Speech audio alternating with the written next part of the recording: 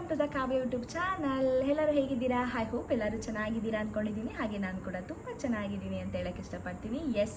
ಇವತ್ತಿನ ಟಾಪಿಕ್ ಬಂದು ಬೇಸಿಗೆ ಕಾಲದ ಸಮ್ಮರ್ ಸೀಸನಲ್ಲಿ ಮಕ್ಕಳನ್ನ ಯಾವ ರೀತಿ ಕೇರ್ ಮಾಡಬೇಕು, ಯಾವ ರೀತಿ ನೋಡ್ಕೋಬೇಕು ಅನ್ನೋದ್ರ ಬಗ್ಗೆ ಇವತ್ತಿನ ವಿಡಿಯೋ ಇದೆ. ಖಂಡಿತವಾಗ್ಲೂ ವಾಚ್ ಮಾಡಿ ಎಲ್ಲರೂ ಅಂತ ಹೇಳಕ್ಕೆ ಇಷ್ಟಪಡ್ತೀನಿ. ಅದಕ್ಕಿಂತ ಮುಂಚೆ ನನ್ನ ಚಾನಲ್ನ ಸಬ್ಸ್ಕ್ರೈಬ್ ಆಗಿಲ್ಲ ಅಂದರೆ ದಯವಿಟ್ಟು ನನ್ನ ಚಾನಲ್ನ ಸಬ್ಸ್ಕ್ರೈಬ್ ಮಾಡ್ಕೊಳ್ಳಿ, ಸಪೋರ್ಟ್ ಮಾಡಿ.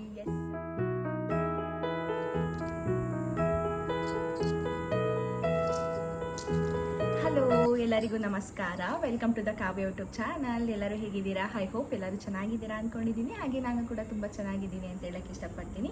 ಇವತ್ತಿನ ಟಾಪಿಕಲ್ಲಿ ಬಂದು ಮಕ್ಕಳ ಆರೈಕೆ, ಎಸ್ಪೆಷಲಿ ಬೇಸಿಗೆ ಕಾಲದಲ್ಲಿ ಮಕ್ಕಳನ್ನ ಯಾವ ರೀತಿ ಕೇರ್ ಮಾಡೋದು, ಯಾವ ರೀತಿ ನೋಡ್ಕೊಳ್ಳೋದು, ಯಾವ ರೀತಿ ಮಕ್ಕಳಿಗೆ ಪ್ರಿಕಾಕ್ಷನ್ನ ತೊಗೊಳ್ಳೋದು, ಎಸ್ಪೆಷಲಿ ಬೇಸಿಗೆಗಾಲದಲ್ಲಿ ಯಾವ ರೀತಿ ಮಕ್ಕಳನ್ನ ಟ್ರೀಟ್ ಮಾಡೋದು ಅನ್ನೋದ್ರ ಬಗ್ಗೆ ಮಾಡಬೇಕು ಮಕ್ಕಳನ್ನ ಅನ್ನೋದ್ರ ಬಗ್ಗೆ ಇವತ್ತು ನಾನು ವಿಡಿಯೋ ಮಾಡಿದ್ದೀನಿ. ದಯವಿಟ್ಟು ವಿಡಿಯೋನ ಕೊನೆವರೆಗೂ ವಾಚ್ ಮಾಡಿ ಅಂತ ಹೇಳಕ್ಕೆ ಇಷ್ಟಪಡ್ತೀನಿ. ನನ್ನ ಯೂಟ್ಯೂಬ್ ಚಾನಲಲ್ಲಿ ಮಕ್ಕಳ ಆರೈಕೆ, ಶಿಶುವಿನ ಆರೈಕೆ, ಬಾಣತಿಯ ಆರೈಕೆ ಹಾಗೂ ಮಕ್ಕಳನ್ನ ಯಾವ ರೀತಿ ನೋಡ್ಕೋಬೇಕು, ಯಾವ ರೀತಿ ಆಹಾರವನ್ನು ನೀಡಬೇಕು ಅನ್ನೋದ್ರ ಬಗ್ಗೆ ಕೆಲವೊಂದು ವಿಡಿಯೋಗಳನ್ನ ನಾನು ನನ್ನ ಯೂಟ್ಯೂಬ್ ಚಾನಲಲ್ಲಿ ಅಪ್ಲೋಡ್ ಮಾಡ್ತಿದ್ದೀನಿ. ದಯವಿಟ್ಟು ನನ್ನ ಯೂಟ್ಯೂಬ್ ಚಾನಲ್ನ ವಾಚ್ ಮಾಡಿ. ಇನ್ನಷ್ಟು ಯಾರೆಲ್ಲ ನನ್ನ ಚಾನಲ್ನ ಸಬ್ಸ್ಕ್ರೈಬ್ ಆಗಿಲ್ಲ ದಯವಿಟ್ಟು ನನ್ನ ಚಾನಲ್ನ ಸಬ್ಸ್ಕ್ರೈಬ್ ಮಾಡ್ಕೊಳ್ಳಿ, ಸಪೋರ್ಟ್ ಮಾಡಿ ಅಂತ ಹೇಳಕ್ಕೆ ಇಷ್ಟಪಡ್ತೀನಿ. ಬೇಸಿಗೆ ಕಾಲದಲ್ಲಿ ನವಜಾತ ಶಿಶುಗಳ ಆರೈಕೆಯ 10 ಉಪಯುಕ್ತ ಸಲಹೆಗಳನ್ನು ನೋಡ್ಕೊಬರೋಣ. ಅಲ್ಲಿಗೆ ಮೊದಲಿಗೆ ಹೇಳೋದಾದರೆ ಮಸಾಜ್ ಅಂತ ಅನ್ನೋದಾದರೆ ನವಜಾತ ಶಿಶುಗಳಿಗೆ ಆಗಿರ್ಬೋದು, ಇಲ್ಲ ಅಂತಂದರೆ 1 to 2 years ಬೇಬಿಗೆ ಆಗಿರ್ಬೋದು, ಅಂದರೆ 0 to 2 years ಬೇಬಿಗೆ ಆಗಿರ್ಬೋದು. ಮಸಾಜ್ ಬೇಸಿಗೆಗಾಲದಲ್ಲಿ ಮಕ್ಕಳಿಗೆ ಮಾಡಬೇಕಾ ಮಾಡಬಾರ್ದಾ ಅಂತ ಹೇಳೋದಾದರೆ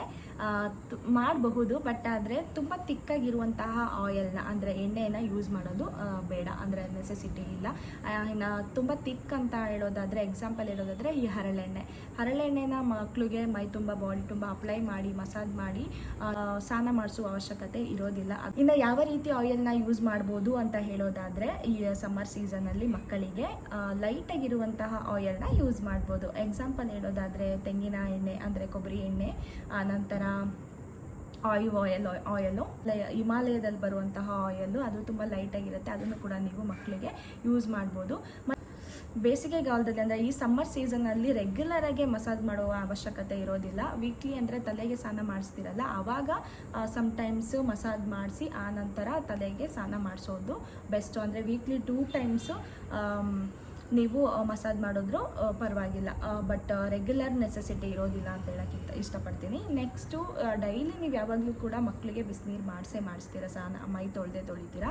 ವೀಕ್ಲಿ 2 times ಆಯಿಲ್ ಮಸಾಜ್ ಮಾಡಿ, ಅದು ಎಸ್ಪೆಷಲಿ ಈ ಬೇಸಿಗೆಗಾಲದಲ್ಲಿ ವೀಕ್ಲಿ 2 times ಆದರೆ ಸಾಕಾಗುತ್ತೆ ಅಂತ ಹೇಳೋಕ್ಕೆ ಇಷ್ಟಪಡ್ತೀನಿ. ಸೆಕೆಂಡ್ ಪಾಯಿಂಟ್ ಬಂದು ಬಾತಿಂಗ್, ಸ್ನಾನ.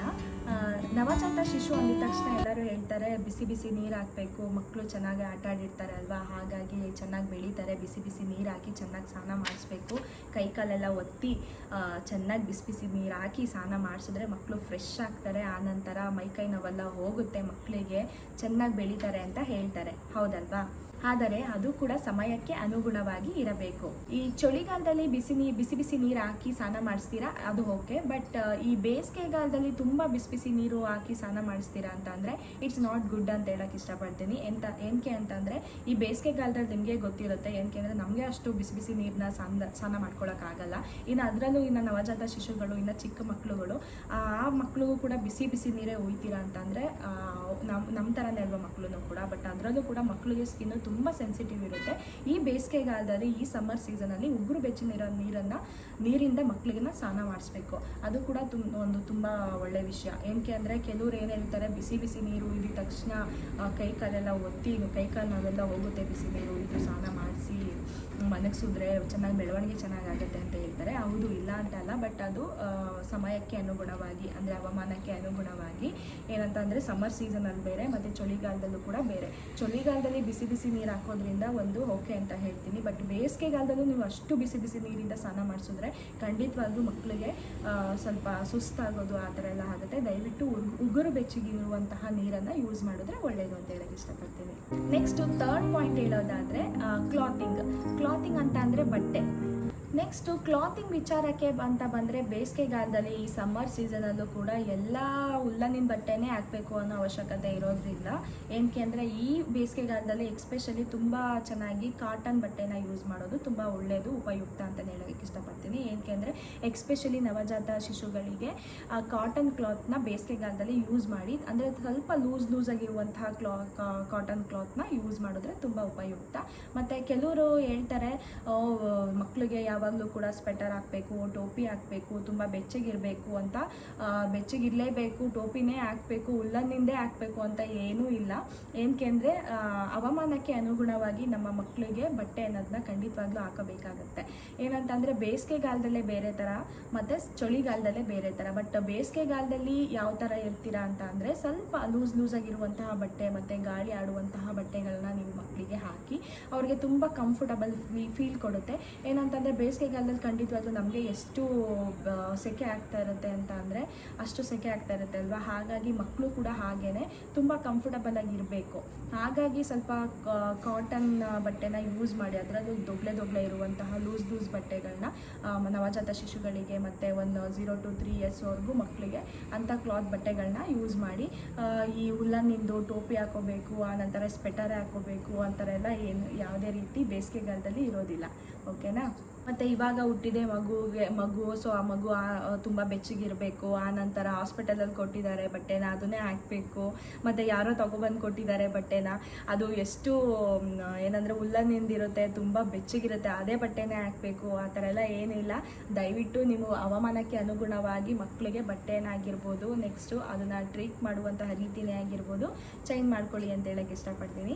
ಕಾಟನ್ ಕ್ಲಾತ್ನ ಮಕ್ಕಳಿಗೆ ಯೂಸ್ ಮಾಡಿ, ಅದು ತುಂಬ ಅಂದರೆ ತುಂಬ ಬೆಸ್ಟ್ ಅಂತಲೇ ಹೇಳಕ್ಕೆ ಇಷ್ಟ. ಮತ್ತೆ ಲಾಸ್ಟ್ ಹೇಳೋದಾದ್ರೆ ಹವಾಮಾನಕ್ಕೆ ಅನುಗುಣವಾಗಿ ಮಕ್ಕಳಿಗೆ, ನವಜಾತ ಶಿಶುಗಳಿಗೆ ಮತ್ತೆ 0 to 2 years ಮಕ್ಕಳಿಗೆ ಹವಾಮಾನಕ್ಕೆ ಅನುಗುಣವಾಗಿ ಕರೆಕ್ಟಾಗಿ ಕ್ಲಾತ್ ಅನ್ನೋದನ್ನ ಹಾಕಿದ್ರೆ ತುಂಬಾ ಒಳ್ಳೆಯದು. ನೆಕ್ಸ್ಟ್ 4th ಪಾಯಿಂಟ್ ಹೇಳೋದಾದ್ರೆ ಡಿಹೈಡ್ರೇಷನ್ ಅಂತ. ಅಂದ್ರೆ ಮಕ್ಕಳಿಗೆ ಡಿಹೈಡ್ರೇಷನ್ ಯಾವಾಗ ಆಗತ್ತೆ, ಏಂತಕ್ಕಾಗತ್ತೆ ಅನ್ನೋದನ್ನು ಕೂಡ ನಾವು ತಿಳ್ಕೊಳ್ಬೇಕು.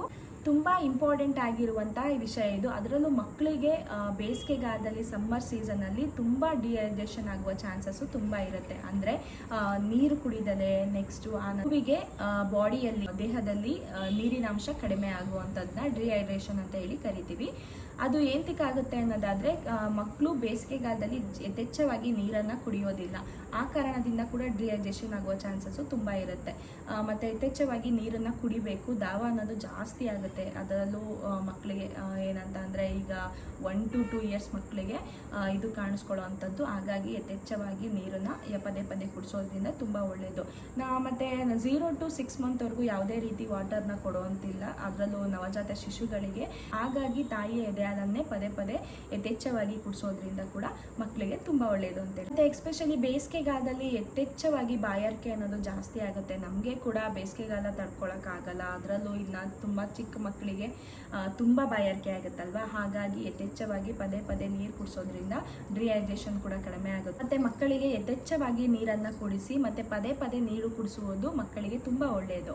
ನೆಕ್ಸ್ಟ್ ಬಂದು 5th ಪಾಯಿಂಟ್ ಹೇಳೋದಾದ್ರೆ ಈಟ್ ರ್ಯಾಷಸ್, ಅಂದರೆ ಬೆವರಿನ ಗುಳ್ಳೆ. ನವಜಾತ ಶಿಶುಗಳಲ್ಲಿ ಎಲ್ಲೆಲ್ಲಿ ಬರುತ್ತೆ ಅಂತ ಹೇಳೋದಾದ್ರೆ ಈ ಬೆವರಿನ ಗುಳ್ಳೆಗಳು ಕುತ್ತಿಗೆ ಹಿಂಭಾಗ, ತೋಳ್ ಸಂಧಿ, ಕೈ ಸಂಧಿ, ಆನಂತರ ತೊಡೆ ಸಂಧಿ, ಈ ಥರ ಎಲ್ಲ ಈಟ್ ರ್ಯಾಷಸ್ ಅನ್ನೋದು ಅಂದರೆ ಸಣ್ಣ ಗುಳ್ಳೆಗಳು, ಸೆಕೆ ಗುಳ್ಳೆ ಅಂತ ಹೇಳ್ತಾರೆ. ಅದೆಲ್ಲ ಬರುವಂತಹ ಚಾನ್ಸಸ್ಸು ತುಂಬ ಇರುತ್ತೆ, ಅದರಲ್ಲೂ ಮಕ್ಕಳಿಗೆ ಮತ್ತು ನವಜಾತ ಶಿಶುಗಳಿಗೂ ಕೂಡ. ಎಲ್ಲೆಲ್ಲಿ ಬೆವರು ಅನ್ನೋದು ಕೂರುತ್ತೋ ಅಲ್ಲಲ್ಲಿ ಆ ಜಾಗಗಳಲ್ಲಿ ಬೆವರಿನ ಗುಳ್ಳೆ ಅಂದರೆ ಈಟ್ ರ್ಯಾಷಸ್ ಅನ್ನೋದು ಖಂಡಿತವಾಗ್ಲೂ ಕಾಣಿಸ್ಕೊಳ್ಳುತ್ತೆ. ಕೇಸ್ ಬಂತು ಅಂತ ಅನ್ನೋದಾದರೆ ಮಕ್ಕಳಿಗೆ ಈ ಸಮ್ಮರ್ ಸೀಸನಲ್ಲಿ ಬೇಸಿಗೆಗಾಲದಲ್ಲಿ ಈಟ್ ರ್ಯಾಷಸ್ ಅನ್ನೋದು ಬಂತು ಅಂತ ಹೇಳೋದಾದರೆ ಒಂದು ಕಾಟನ್ ಬಟ್ಟೆ ತಗೊಳ್ಳಿ, ಒಂದು ಕಾಟನ್ ಕ್ಲಾತಲ್ಲಿ ಒಂದು ಐಸ್ ಕ್ಯೂಬ್ ಹಾಕಿ, ಆ ನಂತರ ಮೆತ್ತಗೆ ಎಲ್ಲೆಲ್ಲಿ ಬೇಸಿಗೆಗಾಲದಲ್ಲಿ ಎಲ್ಲೆಲ್ಲಿ ಬೆವರು ಕಾಣಿಸ್ಕೊಳ್ಳುತ್ತೋ ಆ ಭಾಗಗಳಲ್ಲಿ ಸ್ವಲ್ಪ ಸ್ಮೂತಾಗಿ ಹಿಂಗೆ ಒತ್ತುತ್ತಾ ಬನ್ನಿ. ಆವಾಗ ಸ್ವಲ್ಪ ಈಟ್ ರ್ಯಾಷಸ್ ಅನ್ನೋದು ಸ್ವಲ್ಪ ಕಂಟ್ರೋಲ್ ಆಗುತ್ತೆ ಮತ್ತು ಮಕ್ಕಳಿಗೂ ಕೂಡ ಸ್ವಲ್ಪ ರಿಲೀಫ್ ಸಿಕ್ಕತ್ತೆ ಅದರಿಂದ. ಇಷ್ಟು ಪಾಯಿಂಟ್ ಬಂದು ಮಸ್ಕಿಟೋಸಿಂದ ಬೇಸಿಗೆಯ ಧಗೆ ಹೆಚ್ಚಾದಂತೆ ಸೊಳ್ಳೆಗಳು ಕೂಡ ಹೆಚ್ಚಾಗುತ್ತೆ. ಈ ಟೈಮಲ್ಲಿ ಸೊಳ್ಳೆಗಳಿಂದ ಮಕ್ಕಳನ್ನ ಯಾವ ರೀತಿ ಕಾಪಾಡ್ಕೋಬೇಕು ಅಂತ ಹೇಳೋದಾದರೆ ಮಗು ಒಂದೇ ಕಡೆ ಮಲಗಿದೆ ಅಂತ ಹೇಳೋದಾದರೆ ನೆಟ್ನ ಯೂಸ್ ಮಾಡ್ಬೋದು, ಅಂದರೆ ಮಸ್ಕಿಟೋಸ್ ನೆಟ್ ಬರುತ್ತೆ ಅದನ್ನು ಯೂಸ್ ಮಾಡ್ಬೋದು. ಇಲ್ಲ ನಮ್ಮ ಮಕ್ಕಳು ಒಂದೇ ಕಡೆ ಮಲ್ಗೋದಿಲ್ಲ, ಆ ಕಡೆ ಈ ಕಡೆ ಎಲ್ಲ ಫುಲ್ಲು ರೌಂಡ್ ಹೊಡಿತಾರೆ ಮಲ್ಕೊಳ್ಬೇಕಾದ್ರೆ ಅಂತ ಹೇಳೋದಾದರೆ ಖಂಡಿತವಾಗ್ಲೂ ನಮ್ಮ ಮೆಡಿಕಲ್ ಸ್ಟೋರಲ್ಲಿ ಆಗಿರ್ಬೋದು ಮತ್ತು ಇನ್ನು ಈ ಥರ ಕೆಲವೊಂದು ಸ್ಟೋರ್ಗಳಲ್ಲಿ ಒಂದು ಮಕ್ಕಳು ಒಂದೇ ಕಡೆ ಮಲ್ಗೋದಿಲ್ಲ ಅಂತ ಹೇಳೋದಾದರೆ ನೀವೇನು ಮಾಡಬೇಕಂತ ಅಂದರೆ ಮೆಡಿಕಲ್ ಸ್ಟೋರಲ್ಲಿ ಒಂದು ಮಸ್ಕಿಟೋಸ್ ರಿಫೆಲೆಂಟ್ ಸ್ಟಿಕ್ಕರ್ಸ್ ಅಂತ ಸಿಗುತ್ತೆ.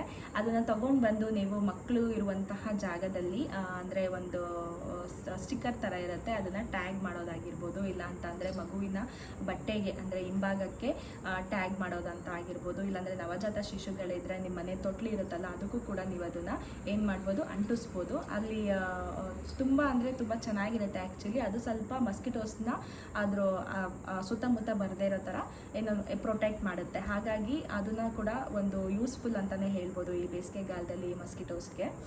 ಮತ್ತು ಅದು ಹೇಗಿರುತ್ತೆ ಅಂತ ಅಂದರೆ ಕಾಟನ್ ಸ್ಟಿಕ್ಕರ್ ಥರ ಇರುತ್ತೆ. ಅದು ಸ್ಟಿಕ್ಕರ್ನ ಹಿಂಗೆ ತೆಗೆದ್ಬಿಟ್ಟು ಅದನ್ನು ಸ್ಟಿಕ್ ಮಾಡೋ ಥರ ಅಂದರೆ ಅಂಟಿಸೋ ಥರ ಇರುತ್ತೆ. ತುಂಬ ಚೆನ್ನಾಗಿರುತ್ತೆ, ಅದು ಕ್ಯೂಟಾಗಿ ಆ್ಯಕ್ಚುಲಿ. ಅದನ್ನು ಹಾಕೋದ್ರಿಂದನೂ ಕೂಡ ತುಂಬ ಯೂಸ್ಫುಲ್ ಇದೆ. ನಿಮ್ಮ ಸುತ್ತಮುತ್ತಲು ಅಂದರೆ ನಿಮ್ಮ ಮಗು ಇರುವಂತಹ ಸುತ್ತಮುತ್ತಲು ಸ್ವಲ್ಪ ಮಸ್ಕಿಟೋಸು ಬರೋದಿಲ್ಲ, ಅಂದರೆ ಅದು ಪ್ರೊಟೆಕ್ಟ್ ಮಾಡುತ್ತೆ. ಹೂವಿನ ಬಟ್ಟೆಗಳಿಗೂ ಕೂಡ ಅದನ್ನು ಅಂಟಿಸ್ಬೋದು, ಆದಷ್ಟು ಮಸ್ಕಿಟೋಸು ಬರೋದು ಕಡಿಮೆ ಆಗುತ್ತೆ, ಪ್ರೊಟೆಕ್ಟ್ ಮಾಡುತ್ತೆ. 7 ರೂಮ್ ಟೆಂಪರೇಚರ್. ನವಜಾತ ಶಿಶುಗಳಿಗೆ ಮಗುವಿಗೆ ಫ್ಯಾನ್ ಹಾಕ್ಬೋದಾ?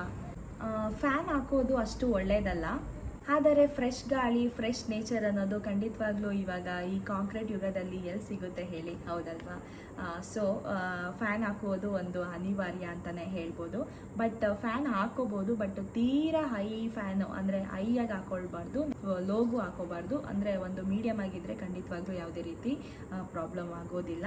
ಬಟ್ ಅನಿವಾರ್ಯ ಇರೋದ್ರಿಂದ ನಾವು ಬಳಸಲೇಬೇಕಾಗತ್ತೆ.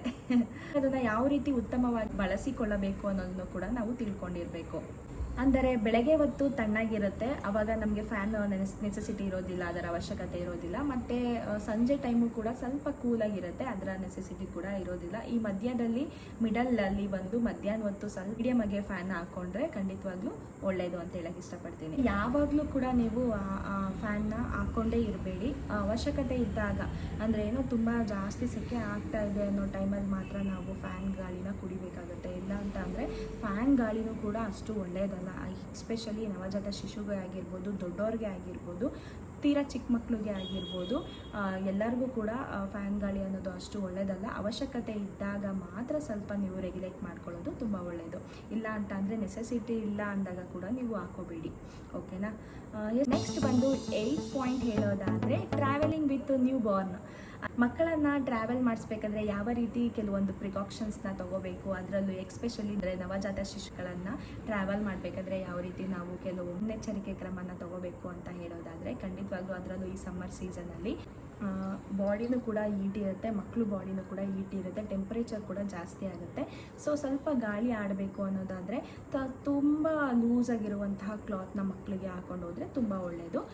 ನೆಕ್ಸ್ಟು ಇನ್ನೊಂದು ಹೇಳೋದಾದರೆ ಅದರಲ್ಲೂ ಈ ಬ್ಲ್ಯಾಕ್ ಅಂಬ್ರಲಾ ಅದೆಲ್ಲ ಯೂಸ್ ಮಾಡೋಕ್ಕೆ ಹೋಗಬೇಡಿ. ತುಂಬ ಬಿಸಿಲಿಗೆ ಇನ್ನೂ ಜಾಸ್ತಿ ರಿಫ್ಲೆಕ್ಟ್ ಹೊಡೆಯುತ್ತಲ್ವ, ಹಾಗಾಗಿ ಈ ಬ್ಲ್ಯಾಕ್ ಅಂಬ್ರಲನ ಯೂಸ್ ಮಾಡಬೇಡಿ.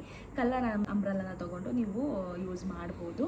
ನೆಕ್ಸ್ಟ್ ಎಲ್ಲಾದರೂ ಆಚೆ ಹೋಗ್ತಾ ಇರ್ತೀರಾ ಮತ್ತು ಮಕ್ಕಳನ್ನ ಎತ್ಕೊಂಡು ಹೋಗ್ತೀರಾ ಅನ್ನೋದಾದರೆ ತುಂಬ ಈ ಬೇಸಿಗೆಗಾಲದಲ್ಲಿ ಲೂಸ್ ಆಗಿರುವಂತಹ ಕೆಲವು ಕ್ಲಾತ್ಗಳನ್ನ ಯೂಸ್ ಮಾಡಿ, ಮತ್ತು ಸ್ವಲ್ಪ ಜಾಸ್ತಿ ಕ್ಲಾತ್ಗಳನ್ನ ಈಚೆ ತೊಗೊಂಡೋಗಿ ಅಂದರೆ ಟ್ರಾವೆಲ್ ಮಾಡಬೇಕಾದ್ರೆ ಮಕ್ಕಳಿಗೆ ಬೇಕಾಗಿರುವಂತಹ ಕೆಲವೊಂದು ಕ್ಲಾತ್ ಅಂದರೆ ಬಟ್ಟೆಗಳನ್ನ ತೊಗೊಂಡೋಗೋದು ತುಂಬ ಒಳ್ಳೆಯದು.